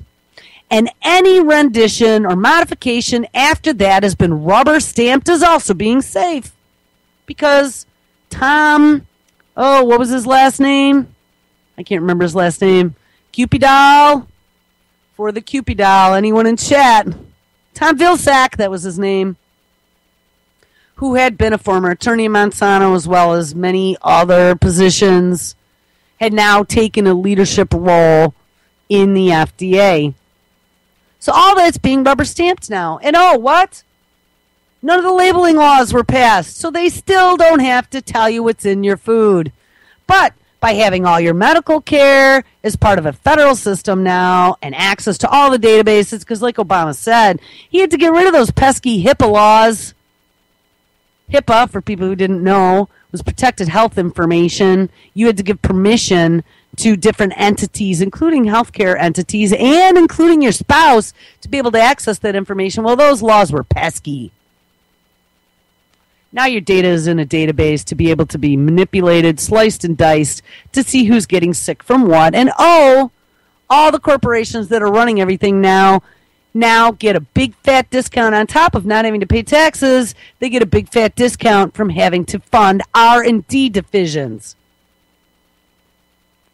Because that's probably going to be some sort of subscription that they pay, the doctor's office to give them a kickback. I don't know. It's all nefarious, people, and it all connects together. So anyone who asks, what are they hiding from us? Guys, this is the big fat red button, and just because it's hard to understand, just because it requires a lot of thinking and a lot of reading through scientific journals to understand the technology, like I said, does not mean it's not happening. This is the hijack of human life, animal life, plant life, insect life. They have been fucking with insects for a long time, and guess what? The insect genome database is just about done. They are hijacking it all. They are turning biological life, which cannot be patented, into synthetic life. And by the way, as the entire environment implodes, anyone who takes the chip or the injection or whatever they're going to call it in the future will be the ones that survive. But guess what? You won't be the ones that survive. You're going to be the version 1.0. And like the said, look, it's still the source of many surprises. We do not deserve to be gods. To be able to create life from nothingness, to be able to manipulate something that's been doing fine on its own for millions of years. This is evil. It is inherently evil. We have been hijacked. Okay, how is RNA interference different from other types of genetic engineering? Good question.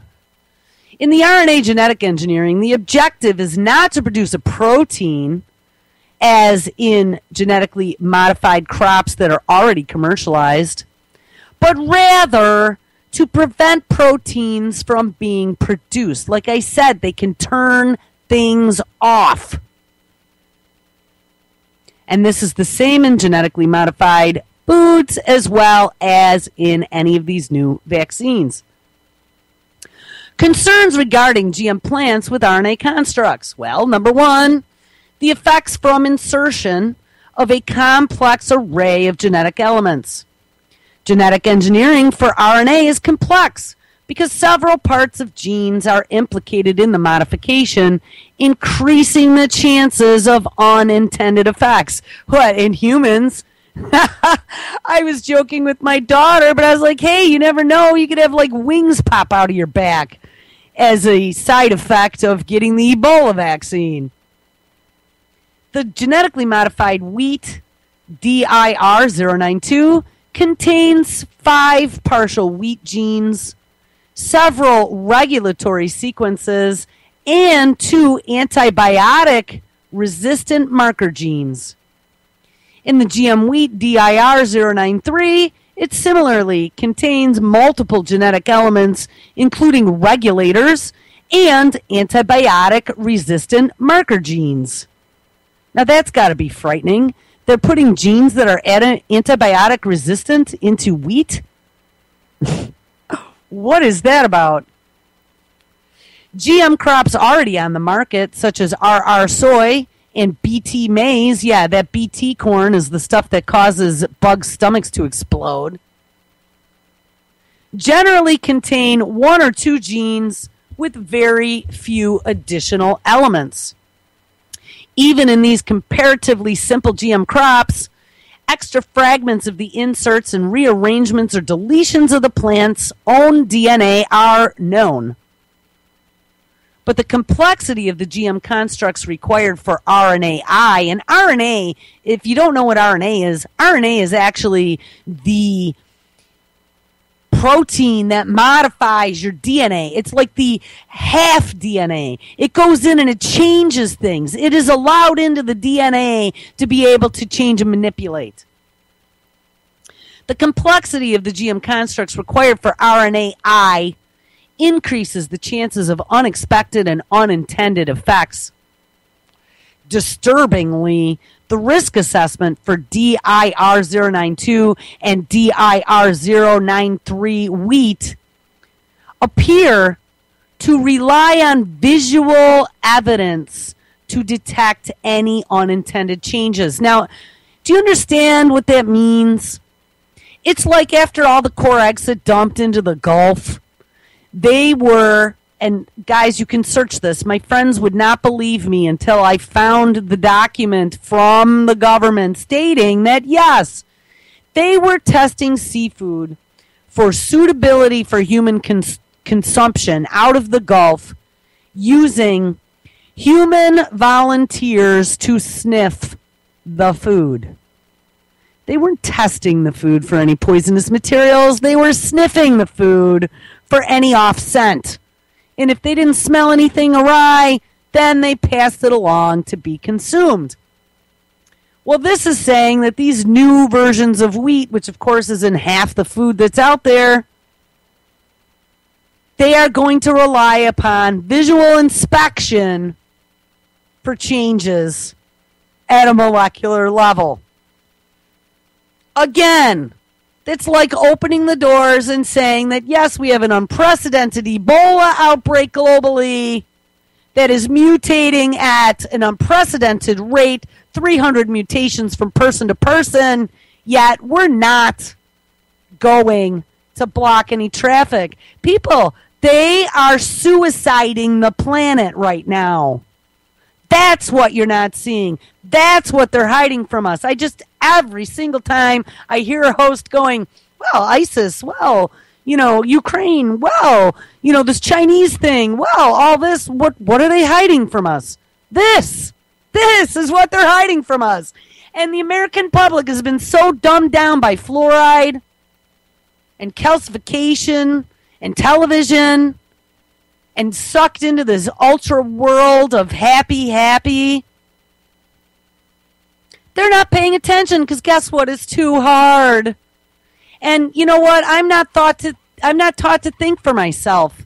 I'm taught to listen to what they tell me and to believe in what they say and not to question it. So in CNN, they're not talking about RNAi and all of the implications and how this is like version 1.0 and we really don't know what it's going to do. So we're just kind of using all you stupid people out there to be the guinea pigs.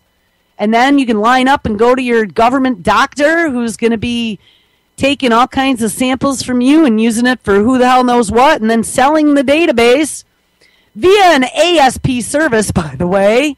So easy, it's done on the internet now. It's all these corporations for a monthly fee so they can get rid of their line item budget of $10 million of R&D a year. And hey, Congress, your investments are going to show great profits for Q4 in 2014. Am I wrong? I mean, am I really that psychopathic that I got this all wrong? Because I got to tell you, I don't think I do. Every time I really start to see the dots connect, which apparently this morning they did, this is really what's happening. Abso-freaking-lutely. All right, so number 3, relationships between types of RNA are also poorly understood. Research has suggested that genetically modified RNA constructs could silence other genes in addition to the target gene, known as off-target effects. Now remember, I'm reading about genetically modified foods that Monsanto is using this technology in, but this is the exact same 100% exact same technology that they are using in these vaccinations that, lo and behold, cured these Ebola doctors that then after 2 blood tests they released into the general public. These off-target effects were acknowledged by the by the applicants in the DIR 093 wheat, but no comprehensive studies at all have been performed. Number 4, products may pass to humans. A recent publication has shown the surprising result that a type of RNA, which is micro or miRNA produced in plants, is resistant to digestion in the guts of animals that are eating these grains and can be taken up into the bloodstream of the human body. The miRNA in the study was found to silence genes in mice and in human tissue culture cells, providing evidence that it could affect gene expression in the human body. People, as the price of foods go crazy, and as they claim that we need drought-resistant plants now growing everywhere because, oh, look, we're in a drought. No, that has nothing to do with genetic modification or geoengineering of the atmosphere. Cough.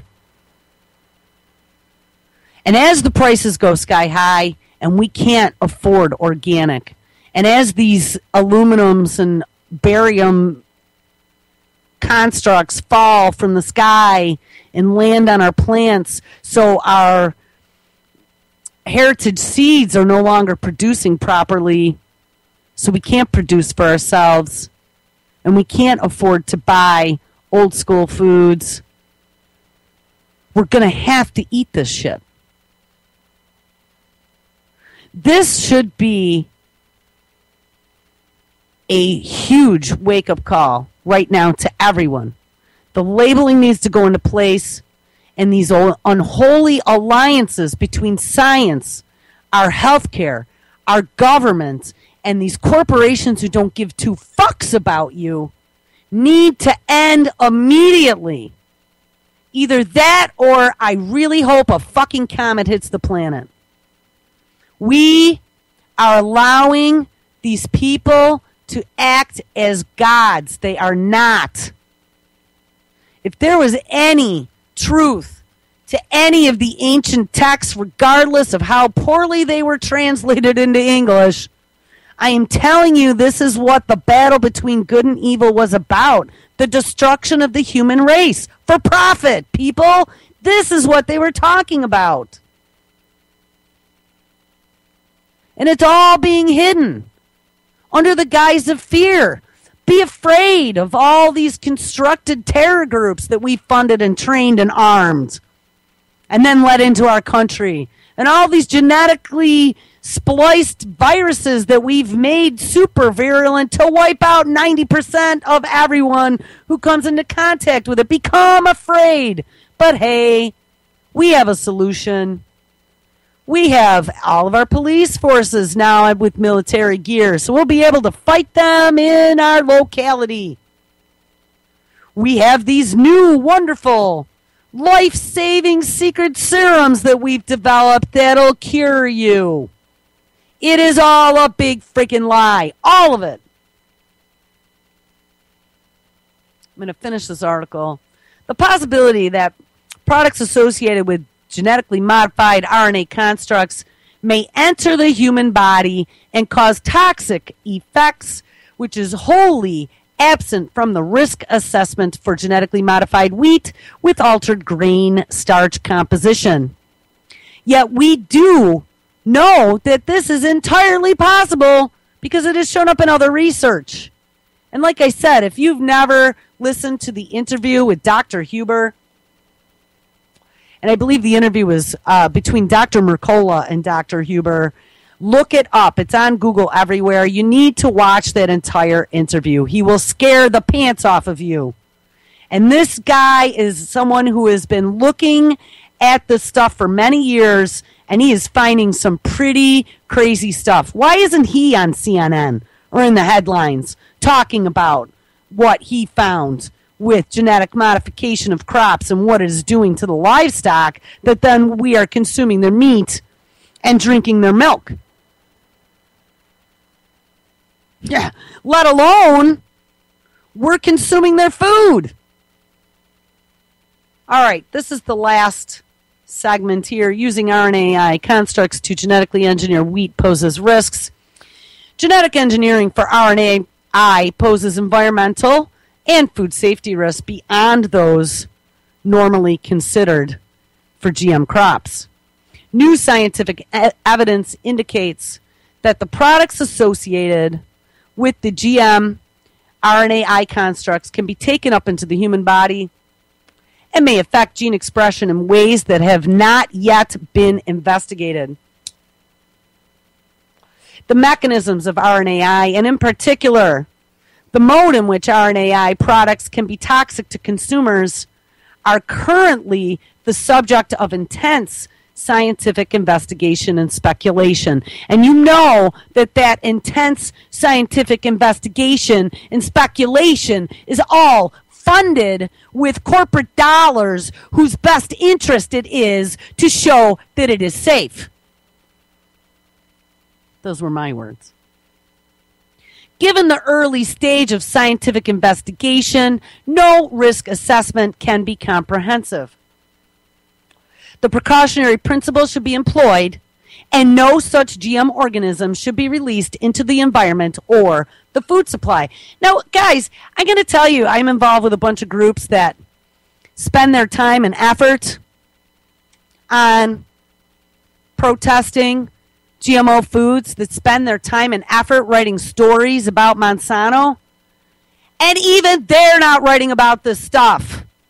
Nobody is talking about any of this stuff. So I got to tell you, I think finally I found why I am still here doing this, despite the fact that it beats me up.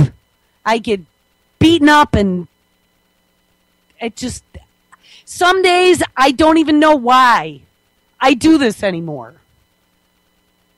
This is why. This is being slipped under the radar and stuck in our food supply, in our environment, in our bodies, in our children. Guys, did you know that they already have, and I've talked about this before, that HPV vaccine that they're going to force on all the kids, girls and boys? Right? I talked about last time we were at the pediatrician, and I brought the study to the pediatrician's attention for the 13-year-old in England, and this was in a well-known scientific journal. They had shown that HPV vaccine had sent her into menopause at 13. And wow, that pediatrician and I went in each other's throats. She said there were no studies that talked about any of that. Oh, yes, there are. And I asked her why all of a sudden they were recommending that all the boys get this unnecessary vaccine. I'm like, look, hey, we lived through the 80s. None of us ended up with HPV, nor did we have a vaccine. We lived through chicken pox, and we all got them, and none of us died. So why would you be recommending this untested Generation 1 vaccine to be injected into all of our children? And not only girls, but boys, too. She said to me, well, the boys are going to get it because it prevents anal cancer. It does? So I started digging into this HPV vaccine. And this HPV vaccine is using some synthetic construct called VLPs. All patented, nice, profiteering, nice. Virus-like particles is what a VLP stands for. VLPs mimic viruses in the body. And apparently, somehow, loaded with some sort of nanotechnology, fake the immune system into recognizing these things. But again, there are all kinds of unintended consequences. There were all these girls in the local Rochester area that there had been a story about a year or two ago that they had all gotten this vaccine and they all ended up with narcolepsy. And they started blaming it on some sort of garbage dump that had been put in a few miles away, that there might have been a toxic substance in the garbage dump that was causing these 6 or 8 girls to all now have this mysterious narcoleptic reaction that they had to drop out of school. Honestly, people, do not. I'm telling you, I thought all this shit was half cracked and anti-vaxxer stuff. We all got vaccines. Well, now look at it. We got like 13 when we were kids, or some small number like that. And you know what? It actually worked on almost like a homeosis, where they would inject you with the actual substance, dead or alive. My father's cousin actually had polio for his whole life because he was one of the kids that got the live polio vaccine. And he got sick. My generation got the killed polio vaccine. But there was old school immunity that they were playing with. And I see exactly how that works. They expose you to something, so your body then builds an immunity to it. The shit they're doing today, guys, this is all in a petri dish. This is like developing petri dish meat. I'm not eating that shit either. There is no 20 or 50-year study that shows that this isn't going to affect future generations. Why would you offer your child up to be a generation 1 guinea pig for any of this? And finally, my husband started looking into this as well, and he agrees with me. There will be no more vaccines in this household. None. And if that means no more public school, then so be it. Because it's not going to happen.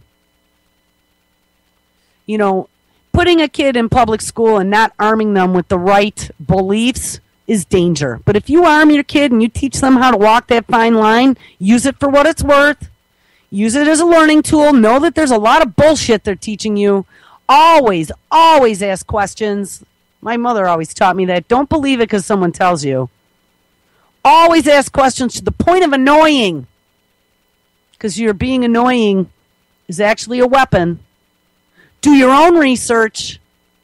Learn to play within the construct so you can function in society, but know the ways around them. That's what school is good for. So you can participate when you have to, and you can remove yourself when you don't want to anymore. Now, there were a few other little things now that we're spinning here to the end of the show, which doesn't seem possible. This was one that I found yesterday. Oh, well, here, wait, there's a few other things. I'm not going to get off on that yet. That home robot is just about ready to come to market. I don't know if you guys saw this. It reads facial expressions and emotions, and it logs your entire life, and it's become a helper bot. For young and old alike, it'll help you teach your children and take care of your elderly. It'll be a sub $1,000 robot, and they want to have it just like a chicken in every pot, a robot in every home. And you know what? Just like the Obama phone, I bet you they'll start subsidizing it too. People, don't fall for it. People are so dumb. We already have Kinect boxes, Xbox. All that shit is surveilling you. All your new Samsung TVs, your cell phones. I spent my adult life building technology, putting together networks. And I got to tell you, if there is anything that I do in my dying days, it's going to be to help expose how this is all being used against us. I regret every minute that I put into that industry.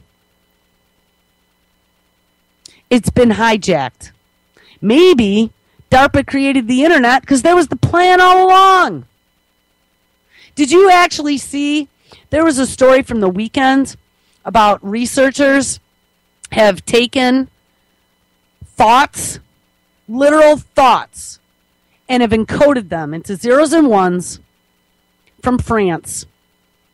No, from India, sorry, and sent them to 3 brains in France over the internet. I know, it actually sounds like a joke, but it's not.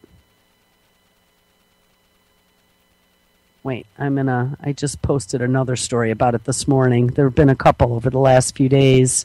Here. People talk brain to brain for the first time ever. Now,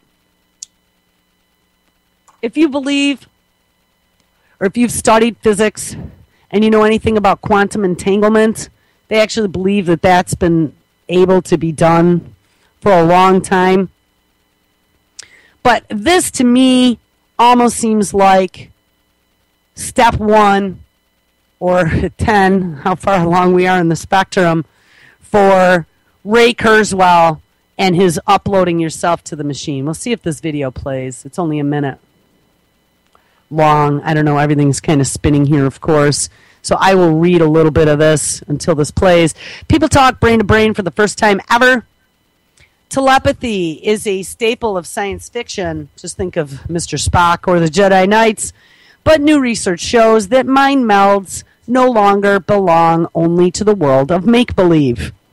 An international team of scientists demonstrate what they call the first direct brain-to-brain communication, sending the words hola and ciao between 2 people thousands of miles apart.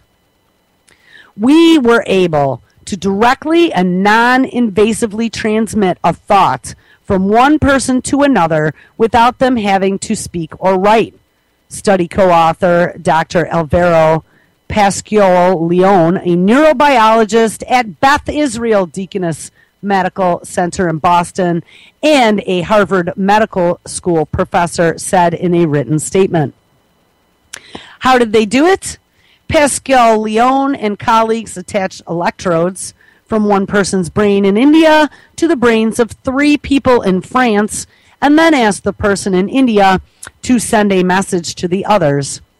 The researchers used an electroencephalogram, which records electrical activity in the brain, to detect the message from the sender's brain. Have you ever been thinking about someone and then suddenly received a call from them? An international team of scientists has done one better by achieving actual and verifiable long-distance brain-to-brain communication. Said one of the team members, "We wanted to find out if one could communicate directly between 2 people by reading out the brain activity from one person and injecting brain activity into the second person, and do so across great physical distances by leveraging existing communication pathways." So, using the internet and some non-invasive technologies that interpret and deliver brain signals, the group set out to send thoughts of a test subject in India to the brains of participants in France. Their goal was accomplished, but through a somewhat circuitous route. On the sending end, the brain's electrical pulses were picked out by a sensor. Those were then translated to binary code, entered into a brain-operated computer, and sent to their destination. Once the bits of information arrived, they were processed by another apparatus that delivered the words as light pulses in the recipient's brains. By reading the flashes, the targets of the communication were able to decipher the message, which consisted of 2 words, ciao and hola. So, is that it? I guess so. Okay.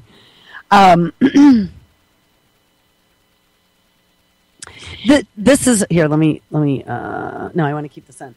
This is not the first time scientists have linked human brains in a brain-to-brain interface. Last year at the University of Washington, scientists successfully sent a brain signal over the internet to control and move the hand of his colleague.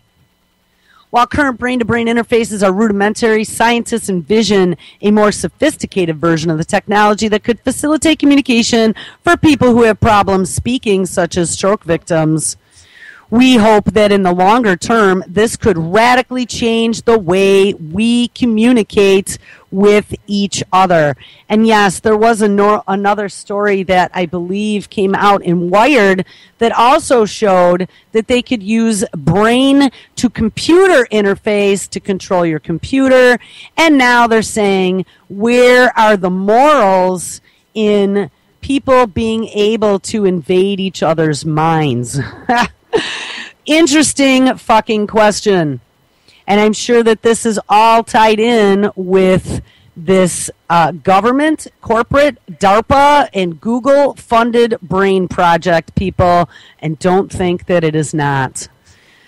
Okay, so I am going to end the show with something that might give you a laugh. I don't know if Hammy's out there or if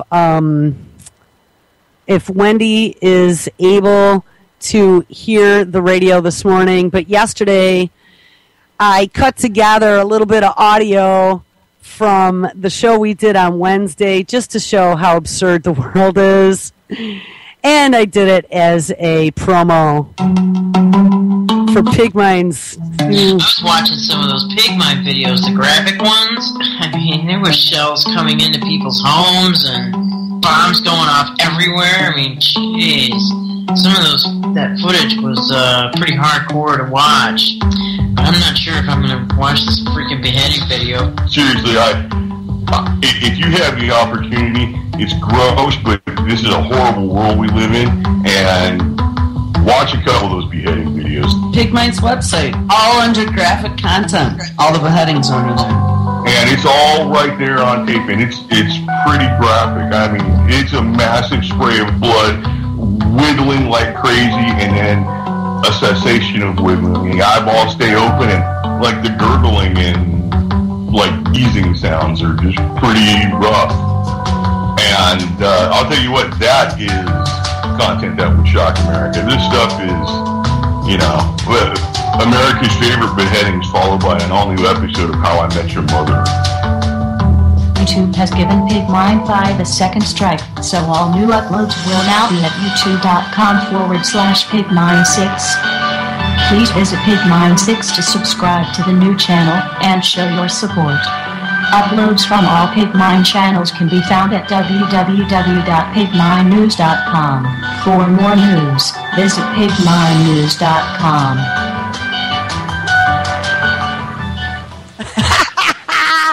I hope you guys enjoyed that. Hammy, oh shit, it's going to play again. Hold on. Shit, and here we go.